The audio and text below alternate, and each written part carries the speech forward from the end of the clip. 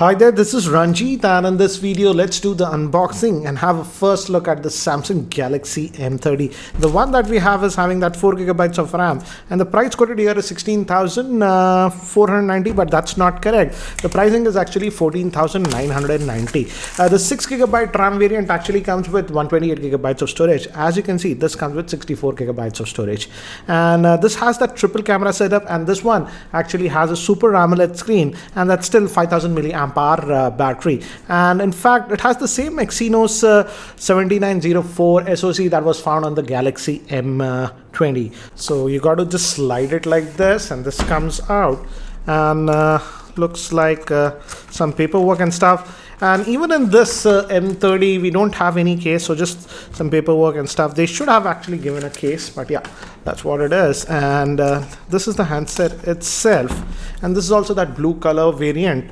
We'll come back to the device later. And as you can see, the SIM tray is over here, and this is also actually having a USB Type-C port, guys, as you can see. So that's actually a nice thing. And the charger is also supposed to be a fast charger, that is 9 volts at 1.67 amps. This is actually the same charger that Samsung gives even on the Galaxy S10, S10 Plus. So 15-watt fast charger, that's what you're getting in the box. So that's what we get. So let me keep these things to the side. So guys, this is the device itself, and as you can see, again, it's the same polycarbonate kind of back that we are having, that we can see on the M20, but the color is a little bit different. That's what I've noticed. It has that gradient look. On the top it's more bluish, and on the bottom it's black, so it has that gradient color. Let me give you a physical overview first. On the top we have a secondary noise cancellation microphone, and the volume rockers here, power on off button. Bottom we have the vent for the speaker, USB Type-C port, main microphone, 3.5mm headphone jack, and on this end just the SIM tray. Again, this will be dual SIM, and it will also have a dedicated SD card slot, as you can see. So that's actually a nice thing. But let's try to boot it up, and by the time it actually boots up and I set it up, let me give you a configuration overview. The Samsung Galaxy M30 is having a 6.4-inch Super AMOLED Full HD Plus screen in the 19:9 aspect ratio. It's powered by the Exynos 7904 octa-core processor. It has the Mali G71 GPU. It comes in 4 or 6 GB of RAM and 64 or 128 GB of storage. Moving to the rear camera setup, it's a triple camera. The main camera is a 13 megapixel at f1.9. Then we have the second camera, that's a wide angle lens at 5 megapixel, and also the third camera is a 5 megapixel, which is a depth sensing camera. Moving to the front facing camera, it's a 16 megapixel shooter, and we also have a fingerprint scanner and a 5,000 milliamp hour battery. So guys, I've just finished setting up this device, and the first thing that strikes you is that 6.4-inch Super AMOLED screen. Yes, now it has a AMOLED screen, hence as you can see the viewing angles are also really nice, and everything actually looks really punchy on this Super AMOLED screen. And we have a bunch of Samsung apps and Google apps obviously pre-installed. So that's what it is. So it's doing some updates, as you can see, and yes, this has auto brightness sensor. If you go over here, I've just disabled it, guys, but yeah, it does have auto brightness sensor. And if you go back over here, it's still running on the Samsung old Experience UI, not One UI. But if we go to About the Phone and Software Info, as you can see, it's still running on the Android version 8.1. So hopefully Samsung pushes out the Pie update on this, but as of now it's running on Android 8.1, and that Experience UI version is 9.5. Let's also look at the storage. How much do we get on this one? Let's go to device and storage. This is the 4GB RAM variant, so it comes with 64GB, and out of that 64GB you get 49.8 GB of space available for you. Again, do note that if you opt for the 6GB RAM variant, that will have 128GB of storage, but I think the storage should not be a problem because it has that dedicated micro SD card slot. And again, I have to say, nice to see that they have put a Super AMOLED screen. It just looks actually really good. So now another thing that Samsung has changed on this one compared to the M20 is that camera setup. Now it has the triple camera setup, and also the fingerprint scanner is here. So let's check that first. And as you can see, it unlocks. I'm trying to the camera, and let me show you. So it unlocks, but there's that half a second delay, as you can see on this one, but seems to be slightly faster than the M20. I don't know, but yeah, that's what it is. The fingerprint. Also, you can enable face unlocking if you want. I haven't done that. But now let's also quickly look at the camera on this one.